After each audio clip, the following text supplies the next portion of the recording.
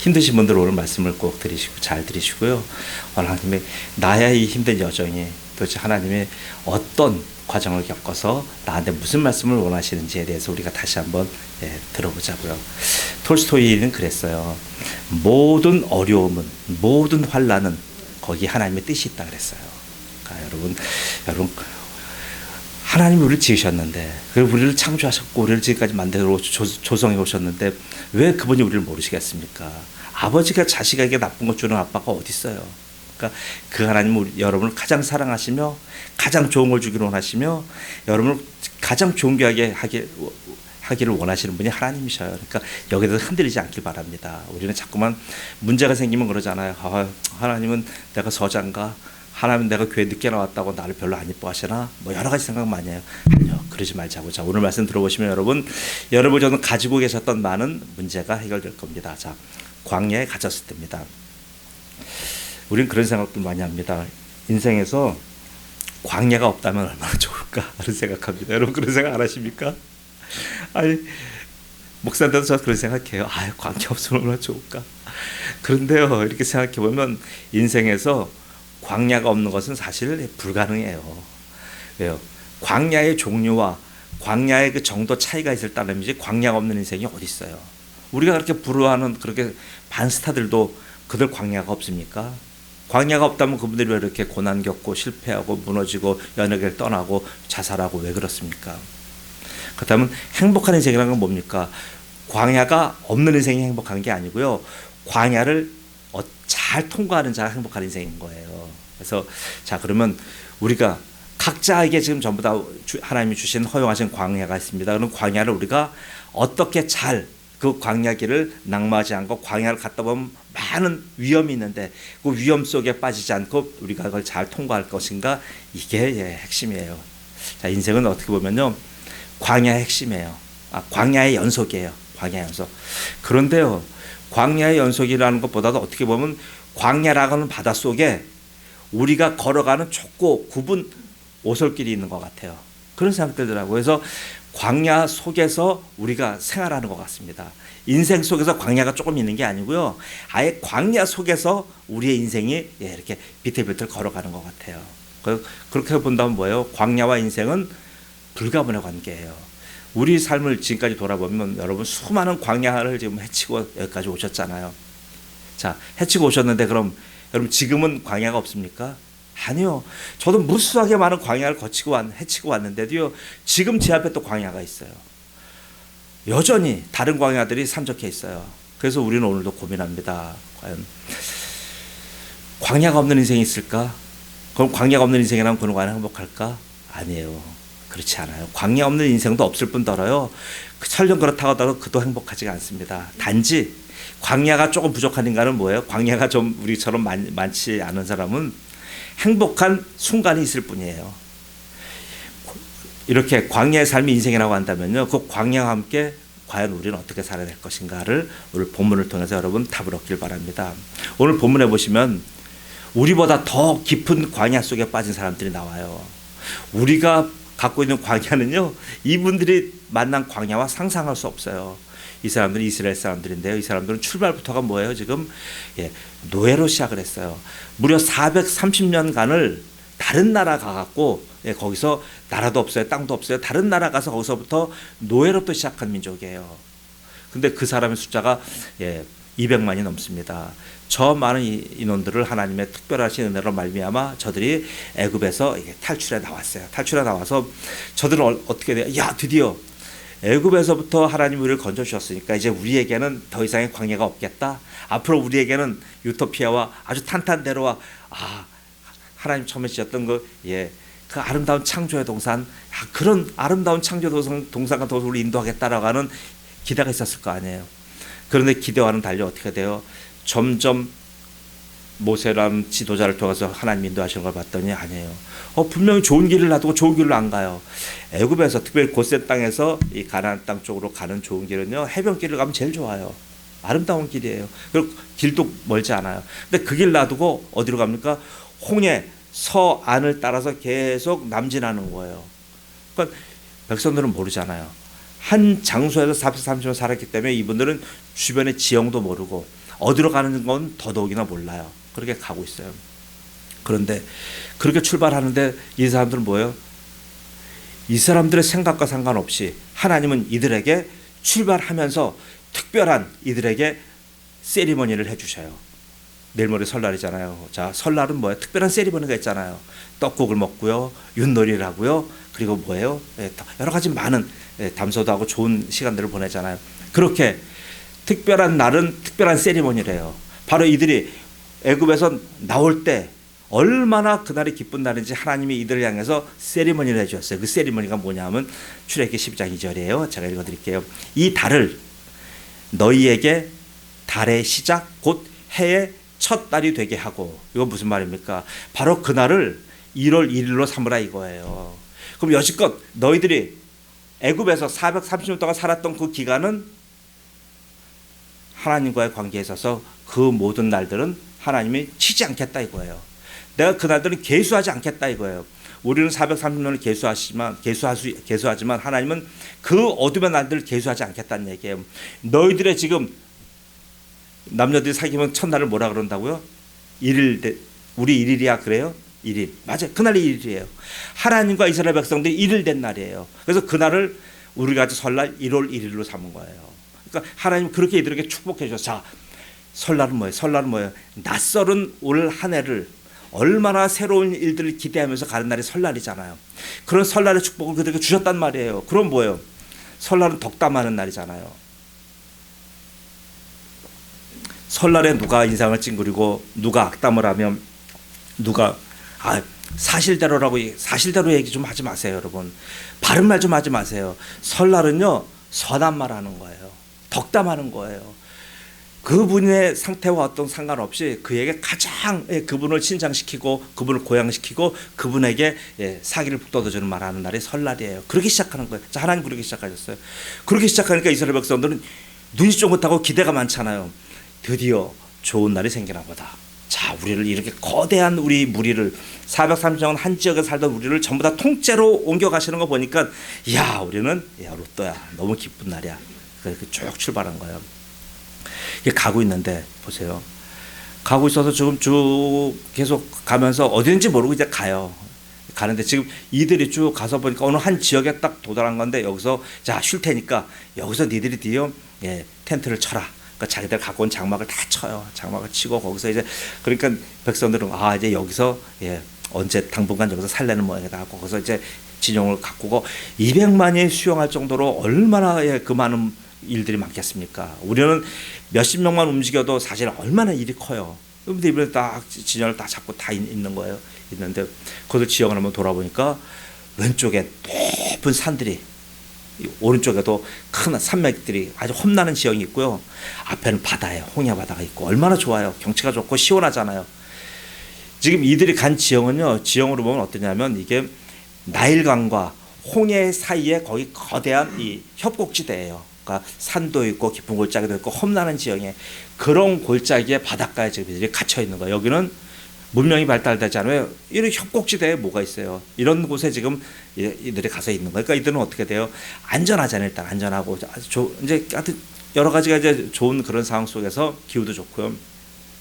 갑자기 별로 유쾌하지 않은 소식 들려요. 불길한 소식 들려요. 그 소식은 뭐냐면 뒤에서 애굽 왕이 바로가 직접 출병해서 그의 군대를 이끌고 철기 600승을 거느리고 많은 군사와 함께 바로 잡으러 온다는 거예요. 이 소식만큼 두려운 소식이 어디 있어요? 이들은 뭡니까 도대체? 도대체 이 좋은 날에, 이 행복한 날에 이 불길한 소식이 뭡니까? 반신반의했죠. 그런데 가만히 있다 보니까 점점 말발굽 소리가 들려오는 거예요. 전차 소리가 들려오는 거예요. 그러면서 이들은 불안에 떨잖아요. 이 불안에 떨어서 어떻게 됩니까? 그러니까 이들은 지금 불안에 떠니까 가지고 있던 불만이 다 튀어나오는 거예요. 우리 그렇잖아요. 아니, 한 시간만 우리가 목이 말라도 우리가 불만이 나오는데 이들이 이런 데서 지금 생존의 위기가 되니까 불만이 없겠습니까? 그러니까 뭐라 그래요? 모세한테 막 뭐라 하는 거예요? 당신이 뭔데 우리를 여기까지 데려왔습니까? 누가 우리를 오자고 했습니까? 우린 자유 필요 없어요. 우리는 저 땅에 그냥 그대로 있는 게 좋아요. 우린 저 땅에서 우리를 보고 뭐라 그래도 우리는 종이라고 해도 노예라고 해도 우리는 괜찮아요. 우리 그 땅에 있을 땐 안전했어요. 평화로웠어요. 먹고 살만했어요. 근데 왜 여기까지 데려와서 우리한테 이렇게 반역의 굴레를 씌우고 우리에게 고통을 줍니까? 라고 모세를 막 해요. 그러니까 모세는 어떻게 합니까? 모세는 여기서 뭐 할 말이 뭐가 있어요? 그러니까 모세가 여기서 고통을 겪고 이제 기도하는 거예요. 하나님 앞에 기도하는 거예요. 그래서 이런 고통, 여러분, 자, 우리도 이런 고통 안 만납니까? 이런 광야 안 만납니까? 특히 오늘 광야는 광야 중에서도 가장 극심한 광야예요. 우리는 늘 난 힘듭니다라고 하면서 내 힘든 것을 가장 힘든 것 같이 얘기하지만 병원 가보세요. 내 힘든 거는 얘기도 못 꺼내요. 얼마나 힘든 분들이 많고 얼마나 고통 겪는 분들이 많은지 말도 못 꺼내요. 내가 갖고 있는 광야는 광야 축에도 못 들어가는 거예요. 오늘 그런 광야를 오늘 만난 거예요. 이스라엘 백성들 통째로 다 만나갖고 이분들이 거기서 여장을 털고 거기 있어요. 자, 그러면서 이분들이 어떻게 합니까? 여기서 그러면 여러분, 이런 상황 속에서 이 사람들이 어떻게 헤쳐나갔을까요? 그런 걸 보면서 오늘 우리에게 주시는 메시지를 보고자 합니다. 이들이 우리보다 더 극한 광야를 만난 사람들이 하나님으로 말미암아 광야를 탈출했어요. 광야를 탈출한 이야기예요. 그 이야기를 통해서 오늘 우리가 각자가 만난 광야에서 우리는 그럼 어떻게 이 광야를 헤쳐나갈까 하는 답을 얻기를 축복합니다. 자, 이분들은 먼저 첫 번째 뭐 했어요? 첫 번째, 이들은 막 불평도 했고 불만도 했지만 이분은 모세의 지도를 따라서 뭐 했어요? 모세가 기도하니까 기도한 거예요. 같이 기도했어요. 그 200만과 모세가 함께 기도한 거예요. 자, 첫 번째 기도했어요. 자, 근데 여기서 중요한 건 뭐예요? 이들은 계속 기도만 하지 않았어요. 기도하는데 기도해서 왜요? 응답이 오고 나면 그다음부터 일어나야 돼요. 행동해야 되는 거예요. 첫 번째 기도한 거예요. 근데 기도는 계속 오래 꾸준히 끝까지 기도하는 것, 그걸 여기 얘기하는 게, 아니 지금 위급한 상황이 어떻게 그렇게 기도해요? 그런 기도가, 지금 기도는 뭐예요? 여기서 기도는 그렇게 기도에 절대 양이 많았다는 그런 의미가 아니고요. 기도의 우선순위라는 얘기예요. 먼저 기도했다는 얘기예요. 다른 일 전에 불평하던 입술을 가지고 모세한테 막 삿대질하던 그 입술을 가지고 그들이 하나님 앞에 기도한 거예요. 아니 모세가 무슨 힘이 있어요? 모세를 아무리 야단 쳐봐야 소용이 없잖아요. 그러니까 너희들 그 입을 다물고 하나님께 외쳐라 하는 거예요. 그게 기도예요. 우리는 여러 가지 어려움 만나면 먼저 막 불평하고 불만하고 근심하고 걱정하고 입으로 할 수 있는 거 다 하잖아요. 저주할 거 다 하고 막 닦아. 그거 그만하고 그 입을 닫고 하나님께 입을 열으라는 얘기예요. 그게 기도예요. 자, 그래서 기도했어요. 기도 쭉 하고 하니까 뭐예요? 여기서 중요한 것은 기도만 한 게 아니에요. 기도하고 나니까 응답이 왔어요. 응답하고 나면 어떻게 돼요? 응답하고 나면 그 다음에 어떻게 돼요? 행동해야 되잖아요. 그런데 우리가 아는 많은 기도자들, 산속에 들어가서 기도하는 분들의 많은 문제점 중에 하나가 뭐예요? 그들은 기도만 하는 거예요. 기도만 하는 거 아니에요. 기도하고 그 다음에 행동해야 되는 거예요. 기도 와서 기도에 응답이 왔잖아요. 기도에 응답이 오면 행동해야죠. 왜 행동하지 않아요? 계속 기도만 하는 거 없어요. 그러니까 여기 하나님 뭐라고 그러십니까? 15절에 여호와께서 모세에게 이르시되 너는 어찌하여 내게 부르짖느냐. 기도 그만하라는 얘기예요. 이스라엘 자손에게 명령하여 앞으로 나아가게 하라, 이거예요. 보세요. 두 번째 뭡니까? 행동하는 거예요. 행동하는데 여러분, 여기서 중요한 게 있어요.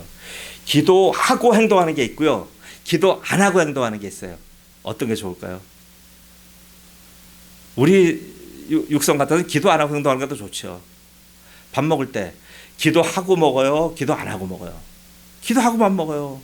이 바로 원리가 거기에 있어요. 우리가 어려운 문제 만났을 때요, 기도하고 어려운 일을 부딪히는 사람도 있고요, 기도 안 하고 부딪히는 사람이 있어요. 다 여러분 자유예요. 괜찮아요. 여러분, 나는 기도하기 싫다, 기도 안 하고 그냥 행동하시면 돼요. 괜찮아요. 그렇다고 해서 하나님이 너 오늘부터 내 자녀 아니야, 그거 아니에요. 다만 기도 안 하고 행동하면 다만 좀 더 고생할 뿐이에요. 저도 그래요. 기도 안 하고도 행동해보고 기도해보고도 행동해보면요, 어떤 차이가 있냐면, 오늘 기도하고 행동하면요 어떤 문제가 생기냐면, 행동은 똑같을 수 있어도 기도한 사람한테는 하나님이 오늘 답을 주셨어요. 뭡니까? 방향을 주시는 거예요. 기도의 힘이 그거예요. 기도하면 하나님께서 내가 행동하는데 특별히 갑자기 내 근육이 10kg 들 수 있는 근육이 갑자기 20kg 들고, 이거 아니에요. 내가 갑자기 5리를 갈 수 있는 사람이 내가 갑자기 기도하고 나면 내가 뭐 100리를 걸어가고, 이거 아니에요. 여러분, 오해하지 마세요. 기도를 하면요, 하나님께서 선명한 방향성을 보여주시는 거예요. 우리는 지금 방향이라고 하니까 여러분 잘 지금 감각이 없어요. 저는 사막에 살아봐서 알아요. 사막은 어때요? 사막의 생존 조건은 뭐냐면요, 방향이에요. 사막은 딴 거 없어요. 방향을 모르면 무조건 죽어요. 아무리 그 사람이 많은 무장을 하고 아무리 많은 군장을 갖고 아무리 많은 보급품을 간다 할지라도 방향을 모르면 죽는 거예요. 그래서 그 사막을 이렇게 차 타고 가다 보면요, 여기저기 폐차된 차들, 그런 흔적들이 많아요. 길을 놓쳐갖고 들어가서 그렇게 죽는 거예요, 여러분. 사막에서는 방향이에요. 방향을 잘 잡아요. 하나님께 기도하니까 하나님이 방향을 알려줬어요. 어떻게 돼요? 여기 아까 15절 말씀에 이스라엘 자손에게 명령하여 앞으로 나아가게 하고, 앞으로 나가라는 얘기. 앞으로란 말이 우리 한글에서는 앞으로 그냥 뭐 앞으로 가는 것 같잖아요. 이 말은 무슨 말이냐? 원어적으로 해석하면 뭐냐면요, 보세요. 이거는 지금 우리가 지금 이 사람을 정착하려고 좀 텐트를 쳤잖아요. 텐트 치면 말뚝 박잖아요. 그럼 거기서 이제 당분간 며칠이라도 몇 달이라도 생활하려면 텐트 치고 그렇게 움막을 만들어야 돼요. 그거 뽑으란 얘기예요. 말뚝 뽑으란 얘기예요. 너희 집 다 돌아가서 각 장막에 말뚝 다 뽑아라 이거예요. 그게 앞으로라는 뜻이에요. 장막을 다 뽑아라. 행동하는 거예요. 지금 이스라엘 사람들이 지금 전부 다 바로 이 모세를 통한 이 지금 응답을 받고, 야, 니들 다 지금 말뚝 뽑아. 지금 다 텐트 걷어 이거예요. 지금 보급품 다 지금 군장을 싸. 보급품을 다 다시 이동형 이제 이동하기 위해서 다 이제 다시 싸라고 지금 얘기하는 거예요. 자, 보세요. 두 번째가 이거예요. 그리고 전부 다 그게 앞으로 나갑니다. 그럼 말뚝 뽑았어요. 그럼 말뚝 뽑았고 어떻게 해요? 말뚝 뽑고 그럼 전부 다 이제 갈 다 채비하고 있는데 지금 이 사람들이 전부 다 갈 준비라고 있어요. 그럼 어떻게 해야 됩니까? 그래가 세 번째 하나님께서 모세에게 뭐라고 하십니까? 모세에게, 자 16절에요. 모세에게 지팡이를 들고 손을 바다 위로 내밀어 그것이 갈라지게 하라.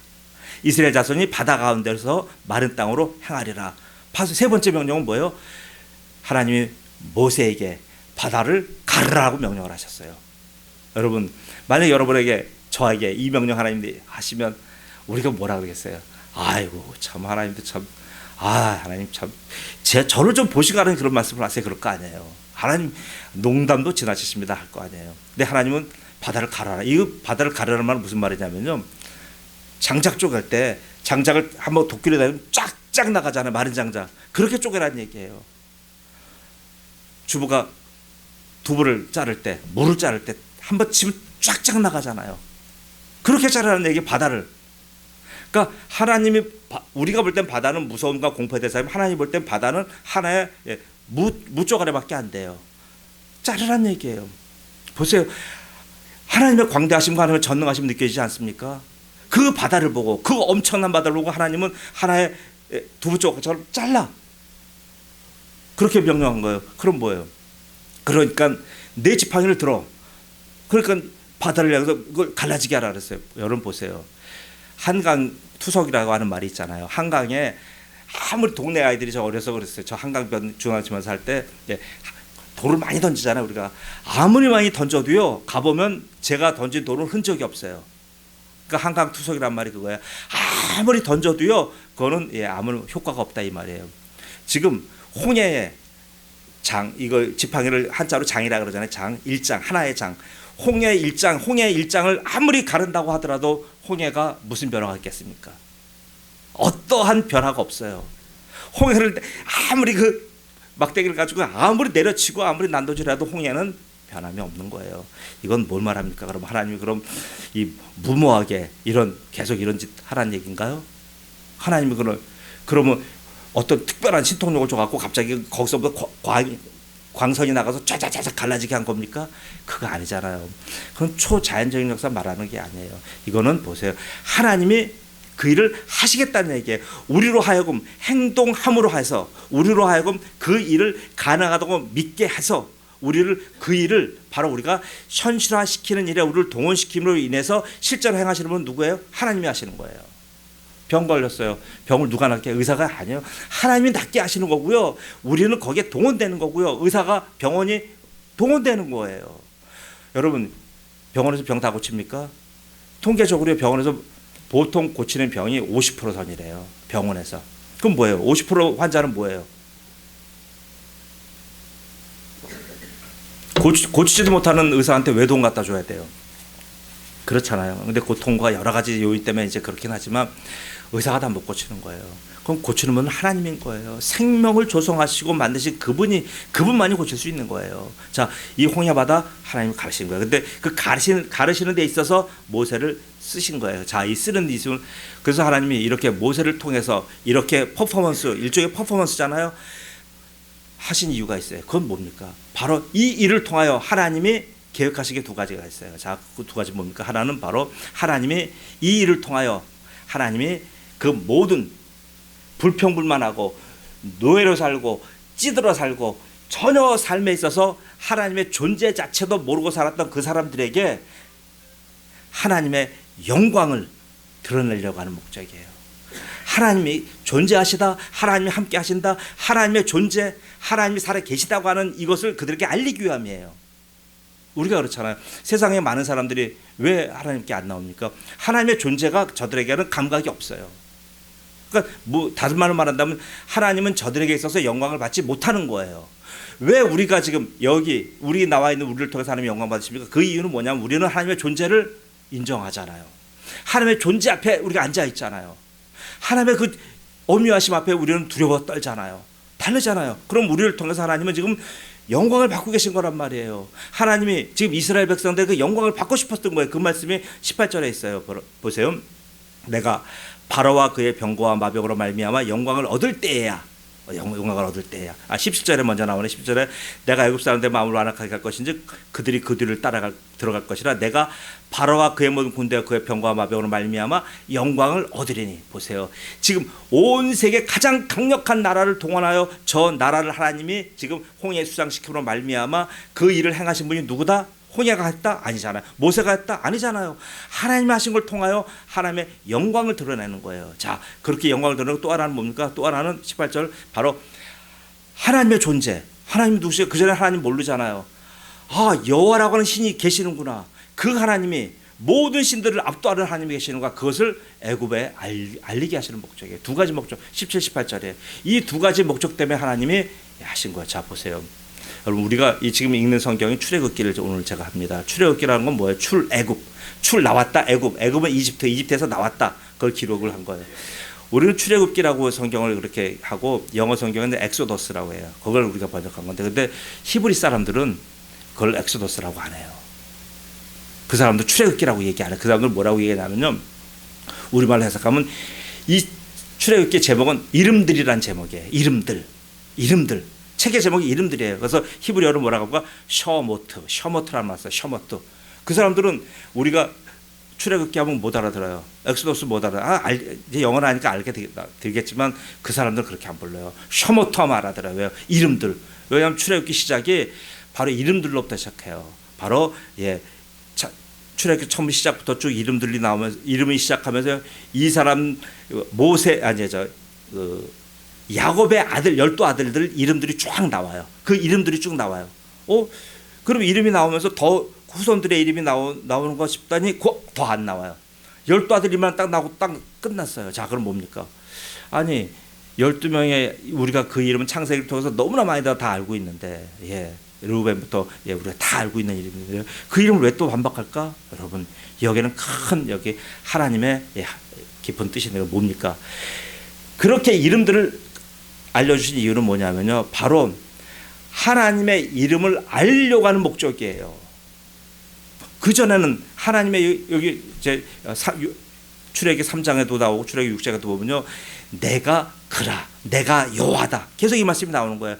바로 여호와라고 하는 이름, 내가 하나님이다라고 하는 그 하나님의 선언을 바로 알리시기 위함이에요. 그 이름을 알리기 위해서 하나님이 계속 어떻게 보면 출애굽기라고 하는 거는요, 이스라엘 백성을 새로 시작했고 이스라엘 나라를 시작하게 한 역사지만 하나님 입장에서 볼 때는요, 하나님을 알린 역사예요.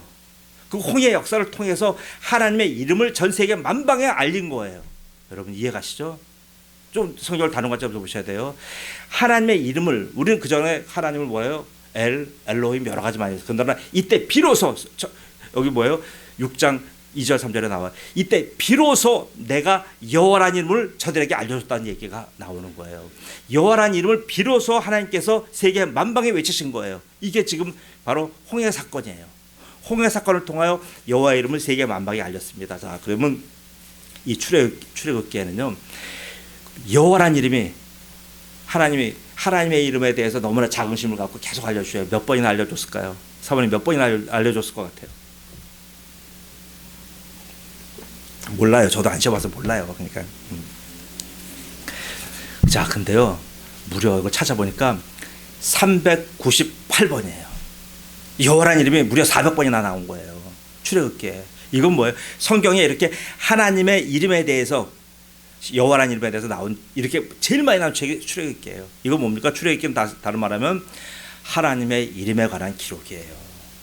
여러분, 신앙에서 가장 중요한 게 하나님이 누구신가를 아는 겁니다. 바로 이 출애굽의 이 여정을 통하여, 이 환난과 이 극한적인 광야 상황을 통하여 하나님은 그들의 탈출을 통하여 하나님 이름과 하나님이 누구신가, 하나님이 무엇을 하시는가, 하나님이 저들과 어떤 관계인가, 이거를 확실하게 알려준 거예요. 이거를 경험한 이스라엘 백성들이 다음에 하나님을 부인할 수가 있습니까? 나를 질병에서 건져주셨는데, 나를 극한 상황에서 나를 건져주셨는데 어떻게 내가 하나님을 부인합니까? 그렇게 되는 거예요. 자, 제가 혹시 그런 분 한 분을 소개할게요. 제가 그 세종에서 이제 있을 때 저희 교회가 오송에 있었어요. 오송이라고 오송 KTX역이 있습니다. 그 옆에서 이제 그때 교회 이름이 지금 이 교회 이름이에요. 은혜빛 교회. 저희 스승 되시는 남정호 목사님이 그 교회 이름을 지어주셨어요. 그 교회에서 있는데 그때 참 좋은 분들 많이 만났어요. 너무나 놀랄만한 분들 많이 만났어요. 제가 여러 번 얘기했는데 한 번 이제 이제 전도하고 있는데 거기 장 쓰고 있을 때 굉장히 아주 꼭 아라비아의 공주처럼 아름다운 한 젊은 여인이 있더라고요. 여러 번 만났어요. 근데 그분이 저를 보고 이제 얘기를 하고 그래서 이제 목사님 언제 차 한잔 하셨으면 좋겠습니다. 예, 그러죠. 쭉 얘기 들어봤더니 저는 그분이 강남의 어디 부잣집 딸인 줄 알았어요. 나중에 알고 봤더니 북한에서 오신 분이에요.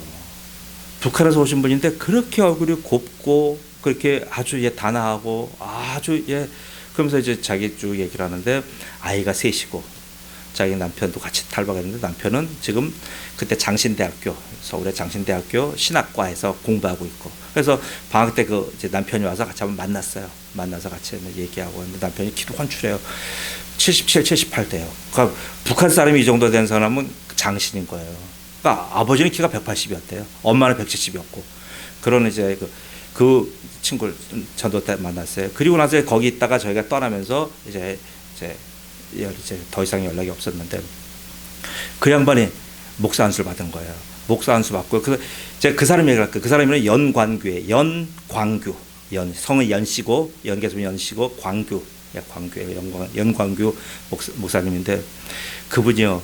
이제 아버지가 어떤 분이었냐면 아버지가 북에서 남으로 고종간첩으로 내려왔던 분이에요. 그 한국에서 2번 아주 대성공을 거두고 3번째 남쪽으로 침투했다가 북으로 돌아갈 때 휴전선에서 우리 국군과 이제 국군한테 발각돼서 그의 부대가 전멸됐어요. 전멸되고 아버지는 간신히 살아서 돌아가서 완전히 이제 참 총상이라는 게 그래요. 총상을 입고 완전히 이제 거동불능의 사람이 됐는데 그 병원에서 치료하는 도중에 병원에 입원했다 거기서 똑같이 그렇게 온 특수부대 여군을 만났는데 여군과 둘이 이제 서로 돕다 보니까 사랑이 싹 타서 둘이 결혼하게 된 거예요. 그 아들이 바로 연광규예요. 그래서 살아가는데 근데 그 아버지가 그 병의 후유증으로 일찍 돌아가셨어요. 돌아가니까 이제 엄마 없는 집 아이가 이제 너무 소극적이고 외롭고 그렇게 살았잖아요. 그렇게 살다가 이 아이가 이제 집안이 이제 성분이 좋으니까 점점 해서 군대를 어딜 갔냐면 보위부를 갔어요. 보위부라고 하는 건 한국의 국정원 같이 아주 핵심 부대잖아요. 보위부를 가서 이제 거기서 근무하고 있는데 그때 18, 19 요 나이에요. 그리고 나서 그가 한번 이제 휴가를 나오는데 이때가 언제냐면 97년, 98년 이때요.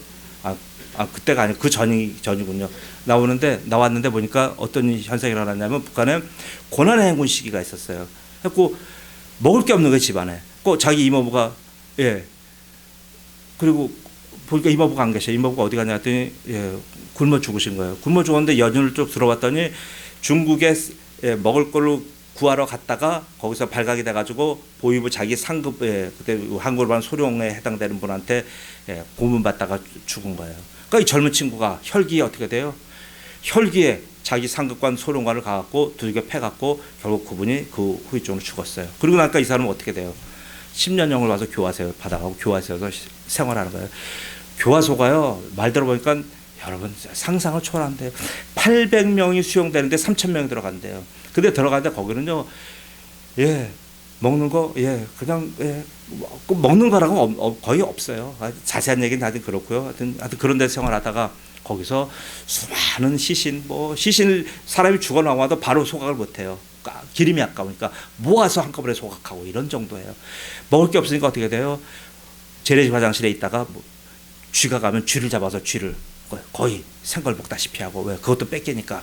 뭐 이런 식으로 살다가 도저히 안 되겠다 싶어서 이제 거기서 이제 얘기를 듣는데, 어떤 사람한테 얘기를 들으니까, 야, 중국에 가면 먹을 게 많다더라. 중국은 먹을 게 지체는 널렸더라. 그 얘기를 들은 거예요. 그 복음을 들었어요. 그리고 나서 이 사람이 이제 거기서 이제 감명이 돼갖고, 왜? 집안 당성이 좋으니까 걔는 죽이면 안 된다. 거기 들어오면 살아서 못 나간대요. 근데 얘는 거기서 3년 만에 나왔어요. 나와가지고 이분이 이제 나와서 북한에서 할 게 없잖아요. 먹고 살 게 없잖아요. 그리고 자기가 이렇게 감옥 갔다 오니까 누가 써주지도 않잖아요. 그래서 어떻게 되냐면 다시 자기가 중국으로 두망을 건너서 이제 밀양한 거예요. 그래서 가서 먹을 걸 갔는데, 두망을 건너서 이제 갔습니다. 간 도중에도 뭐 총격도 있고 막 그런 사건도 있었어요. 근데 가서 산에 들어갔더니 한참을 헤매다가 보니까 산속에 어느 자그마한 집이 하나 있어서 그 집을 찾아갔어요. 그 집을 찾아갔더니 그 집에 조선족 한 분이 살고 있어요. 서로 말하고 서로 반갑고 그렇게 하는데, 그분이 그렇게 반가워하더래요. 잘 왔다. 그분을 만나면서 이 사람 인생이 바뀐 거예요. 그분이 거기 오는 탈북하신 분들 와갖고 그분들 전부 다 옷 입히고 씻기고 전부 다 다시 돈을 줘서 먹고 하고 다시 북으로 돌려보내고 그런 역할을 하는 분이래요. 그 밑에서 있다 보면, 아, 먹을 것도 주겠다, 돈도 주겠다. 그래서 그 밑에서 충성하고 있었대요. 충성하고 있어서 자꾸 성경을 그 안에 보니까 책이 심심하니까 이분은 자꾸 저 시내 나가고 혼자 있대요. 늘 혼자서 거기 오두막을 지키고서 얼마나 답답해요. 답답하니까 선반에 있는 책을 찾아서 읽어보게 됐대요. 그러니까 성경도 있고 뭐 이런저런 책이 있어서 이동호 목사님 책도 있고 박종훈 집사 책도 있고 막 이런 책을 보다 보니까 이 사람이 성경을 보니까 많이 의문이 생기는 거예요. 도대체 해결 안 되는 문제들이 많이 있어서 그분이 오면 이제 물어봤대요. 선생님, 제가 성경을 읽다 보니까 이게 모르겠어요. 그러니까 그분이 조선족 분이 그러더래요. 나도 몰라. 무조건 믿어. 믿으면 돼. 몇 번을 자꾸 그러니까 이제 그분이 그러더라. 답답하니까, 야, 너는 진짜 성경에 너 특별한 관심 있는 애가, 야, 내가 너한테 좋은 학교를 하나 소개할게. 글로 가라. 글로 가서 장춘으로 이 친구를 보낸 거예요. 장춘에 가고 거기서 이제 조그만 이제 선교사가 운영하는 신학교에서 거기서 먹고 자고 하면서 거기서 이 친구가 공부를 한 거예요. 거기서 왜 공부했냐면 돈을 주니까, 돈을 줄 것 같으니까. 거기서 자기 돈이 목적이니까 돈을 주면 다시 북한 들어가서 자기 어머니 자기 챙겨야 되니까 돈 벌 욕심으로 거기 간 거예요. 근데 가니까 자기가 교화소보다 더 힘들더래요. 교화소는 아침에 6시 반에 일어나는데요. 그 선교사 그 신학교는요, 아침 5시 반에 깨우더래요. 깨워서 새벽 기도 시키고 하루 말씀 구절 39절 암송 시키고 매일 성경 몇 시간 읽고 매일 무슨 뭐 칼뱅이 조직신학 공부시키고 너무너무 힘들었대요. 그런데 그 과정에서 어떤 일이 있었냐면 한번 금식기도를 하는데, 이 사람이 어려서 이제 하도 싸움질을 하고 다녀갖고 여기에 삽을 맞아서 이쪽이 머리가 패여갖고 이쪽이 이만큼이 없었대요. 그러니까 이게 늘 자기의 스트레스고 늘 아픔이었는데 하나님께 기도했다. 하나님, 이거 기도하면 살려주십니까? 이거 낫게 해주십니까? 20일 금식기도 하는데 열흘째부터 이게 머리가 막 노란 털이 나기 시작하더래요. 그래서 학자님한테 보였더니, 야, 난 머리 낫는 거다. 더 기도해라. 그리고 20일 금식도 하니까 지금 무성해졌어요. 제가 봤을 때도 이 친구가 전혀 잘생겼어요. 키도 크고 느씬하고 아주 머리털도 풍성하고 그런 거예요. 옛날 조용기 목사님 그랬어요. 하나님이 못해주는 거 딱 두 가지가 있다. 그건 뭐냐? 늙은 사람 젊게 할 수 없고 대머리를 머리 나게 할 수 없다. 조용기 목사님 맨날 그랬어요. 자기도 머리 빠지게 스트레스해서 하도 기도 많이 한 거예요. 근데 조용기 목사님 안 됐는데도 불구하고 이 영광규는 이게 난 거예요. 이 머리가, 이 땜빵이 완전히 났고 머리가 풍성해진 거예요. 그리고 나서 이 친구가 거기서 은혜를 받고 감동을 받아가지고요. 거기서 사람이 달라진 거예요. 그래갖고 이 친구가 저 같으면 거기서 저 그럼 탈북하겠습니다. 저 한국으로 보내주세요. 그랬을 것 같은데 이 사람이 아니에요. 거기서 은혜 받고요. 거기서 1년간 공부하고 훈련 받고 나왔고, 이 사람이 뭐 어떻게 됐냐면 자기가 북한의 지하 교회 선교사로 자기 가겠습니다라고 얘기한 거예요. 하고 다시 거기서 완전히 성경책과 뭘 바리바리 싸들고 북한으로 침투한 거예요. 침투해서 북한에 들어가서 지하교회 지도자로 거기서 계속 교회를 섬기고 여호와니시라는 교회를 섬기며 계속 교회를 했어요. 하다 결국 발각돼서 또 4년을 더 이제 감옥에서 살고, 그러다가 나중에 도저히 안 되겠다 싶어서 이제 또 탈북한 거죠. 탈북했는데, 탈북해서 보세요. 이 사람이 중국에서 공부했죠. 한국에 와서 장신대에서 공부했죠. 그리고 지금은 어디서 공부하냐면 미국의 달라스에서 DBU라는 학교 있어요. 달라스 베프티스트 DBS 세미나리라고 하는 그 학교에서 지금 공부하고 있어요. 보세요. 놀랍죠. 하나님 쓰시기가 너무 놀랍잖아요. 그러니까 이 친구 고백이 그거예요. 지금 미국 남침노교회에서 안수받은 거예요. 미국 남침노교회는 미국인들이 구성한 교단 중에 전 세계에서 가장 큰 교단인 미국 남침노교회에서 안수받았어요. 지금 46살인데요. 앞으로 하나님이 이 친구를 어떻게 쓰실 건지 진짜 기대가 됩니다. 탈북자 출신으로요. 중국과 한국과 미국에서 공부한 사람도 이 사람이 유일하고요. 그리고 미국 교단에서 안수받은 사람 유일하고요. 지금도 나이 젊어요. 그러니까 일을 참 많이 해요. 지금 이번에 책도 나왔더라고요. 연광교. 여러분 기회 되시면 한번 유튜브나 찾아보셔요. 대단하더라고요. 하나님이 전 그거 보고요. 너무 감동받았어요. 이 친구가 그렇게 극한 광야에 처했을 때 하나님이 그를 만나 주셔서 그를 통해서 이런 지금 엄청난 역사를 하고 있어요. 그에게 얼마나 많은 축복 주십니까? 지금 북한에서 난 아이는 죽었고요. 한국에서 다시 와서 아이를 일남이녀를 하나님이 얻었고 얼마나 큰 풍성을 얻은지 몰라요. 그리고 지금은 지금 교계의 많은 선배 목사님을 통하여 이 친구를 지금 옆에서 후원하고 돕고 지금 그랬어요. 에스더 기도원도 이영희 선교사가 돕고 극동방송의 김장한 목사님 돕고 여러 돕는 사람들이 너무 많이 생긴 거예요. 여러분 보세요. 여러분 인생에 광야 만났다고요. 거기 주저앉지 마세요. 광야 만났다고 좀 울지 좀 마세요. 광야 만났다고 거기 인생 다 끝난 것처럼 좌절하거나 실망하거나 포기하지 마세요. 광야는요 거기서 실망하거나 포기하거나 거기서 자살하라고 보내신 것이 아니에요. 광야는 하나님이 거기서 내가 너를 만나주겠다고 하는 하나님의 계획이에요. 아니 광야에서 극한 광야 속에서 하나님이 도와주지 않으면 어떻게 살아갑니까? 어디 살아갈 방법이 없어요. 거기는 전적으로요 하나님만이 도와줄 수 있는 곳이에요. 그래서 하나님은 하나님의 사람을 광야에 그렇게 두시는 거예요. 여러분 인생의 광야를 만나서 여러분 슬퍼하거나 그때 짜증내거나 울지 마세요. 여러분 그래도요 광야가 복된 겁니다. 왜요? 광야에서는 하나님의 임재가 있고요 하나님의 도우신다고 하는 희망이 있잖아요. 여러분 애굽 평화로워요. 먹고 살만해요. 좋아요. 그런데 애굽에서 뭐예요? 애굽에서 여러분의 신분은 뭐라고 그래요? 죄인, 죄수, 노예, 종이에요.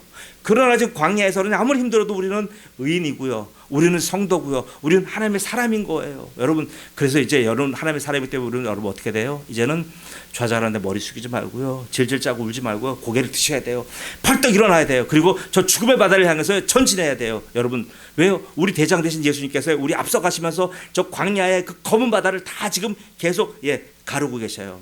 그래서 여러분 삶이 이렇게 주님과 함께 늘 승리하시며 늘 성공하시는 위대한 인생이 되시기를 우리 구주 예수님의 이름으로 축복합니다. 아멘. 기도합니다. 아버지 하나님 은혜 감사합니다. 아버지 하나님 우리는 인생 살면서 왜 내 인생은 이거밖에 안 되는가? 왜 나는 이런 가정에서 태어났는가? 왜 나는 이런 선천적인 나한테 약함이 있고 나는 이런 질병이 있고 나는 왜 이렇게 IQ도 부족하고 나는 이렇게 세상살이하는 것도 자신이 없고 모든 것이 모자란가? 자기 자신을 얼마나 학대하고 저주하고 자기를 아버지 하나님 십자가에 걸어서 죽일 정도로 자기 자신을 미워했습니다. 그런데 아버지 하나님 바로 이렇게 우리를 광야에 두신 이유를 분명히 알았습니다.